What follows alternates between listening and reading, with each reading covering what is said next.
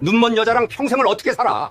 구질구질해서 더는 못 참겠으니까 우리 여기서 끝내자. 차가운 현관문 닫히는 소리와 함께 뺑소니, 사고로 두 눈을 잃은 영실은 칠흑 같은 어둠 속에 홀로 남겨졌습니다. 평생을 함께한 남편은 가장 절망적인 순간에 아내를 버리고 돌아섰죠. 그런데 집을 나선 남편의 발걸음이 향한 곳은 화려한 새 출발이 아니었습니다. 그는 문을 닫자마자 참았던 눈물을 터뜨리며 세상과 단절된 외딴 섬의 요양원으로 향하고 있었습니다. 이 남자가 사랑하는 아내에게 차마 씻을 수 없는 막말을 퍼붓고 돌아서야만 했던 이유는 도대체 무엇일까요? 섬에 위치한 낡은 요양원에 도착한 달수는 창밖 바다를 바라보며 씁쓸하게 웃었습니다. 뇌종양 말기. 남은 시간은 길어야 석 달이었죠. 시력까지 잃은 아내에게 자신의 병수발까지 짊어지게 할 수는 없었습니다. 그래서 스스로 악역이 되어 이 섬까지 온 것이었죠.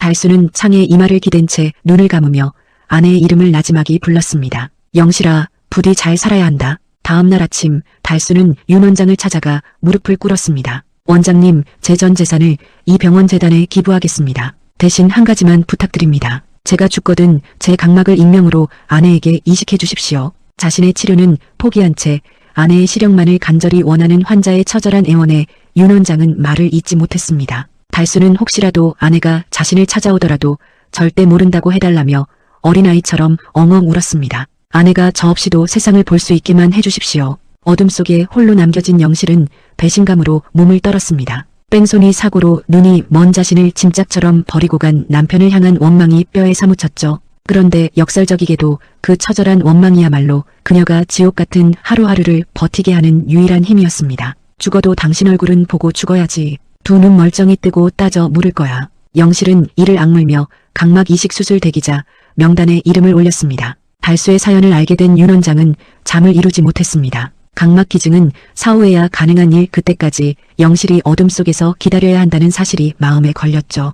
윤 원장은 직접 전국 장기 이식 네트워크를 뒤지고 동료 병원장들에게 발로 뛰며 읍소했습니다. 그리고 마침내 영실에게 맞는 각막 기증자를 찾아냈죠. 병원 재단 기금으로 수술비까지 지원한 덕분에 영실의 수술은 완벽하게 성공했습니다. 달수에게 이 사실을 전하자 그는 손을 모아 정말 감사합니다를 되뇌며 한참을 울었습니다. 눈을 뜬 영실의 첫 번째 목표는 단 하나였습니다. 그 인간 무조건 찾아 두 눈으로 똑똑히 보고 왜 그렇게 잔인하게 날 버렸는지 따져 묻겠어. 영실은 흥신소를 동원해 남편의 흔적을 샅샅이 뒤졌습니다. 끈질긴 추적 끝에 영실의 연락이 요양원에 닿았죠. 달수의 숭고한 희생을 지켜보며 가슴 아파하던 윤 원장은 죽어가는 환자의 간곡한 당부에도 불구하고 결국 결심했습니다. 이 사람에겐 진실을 알 권리가 있다고.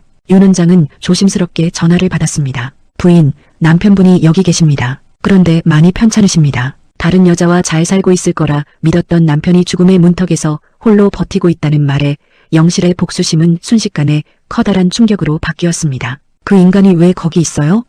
영실은 떨리는 가슴을 부여잡고 첫 배를 타기 위해 선착장으로 미친 듯이 달렸습니다. 낡은 병동 복도 끝, 영실이 조심스럽게 문을 열었습니다. 그곳엔 뼈만 앙상하게 남은 초췌한 남편이 창밖 바다를 향해 멍하니 앉아 있었죠.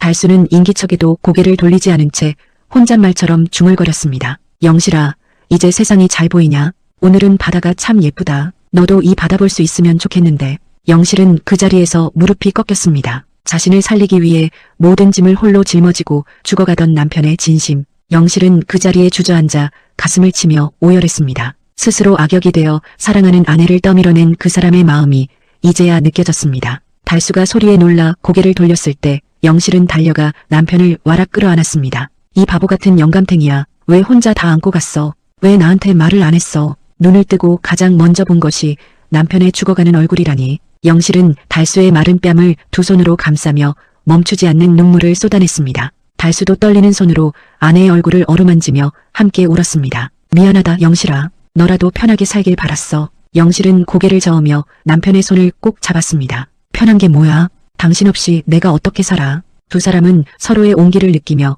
오랫동안 통곡했습니다. 그날부터 영실은 남편 곁을 떠나지 않았습니다. 아내의 지극한 간호와 윤 원장의 헌신적인 치료 속에서 달수는 처음으로 살고 싶다는 의지를 되찾았습니다. 의사도 놀랄 만큼 더디지만 천천히 그의 몸은 조금씩 버텨나갔습니다. 다시 두 손을 맞잡고 섬 해안길을 걷는 부부의 얼굴 위로 따뜻한 봄볕이 내려앉았습니다. 사랑은 때로 눈을 가리지만 진실은 결국 빛을 찾아옵니다.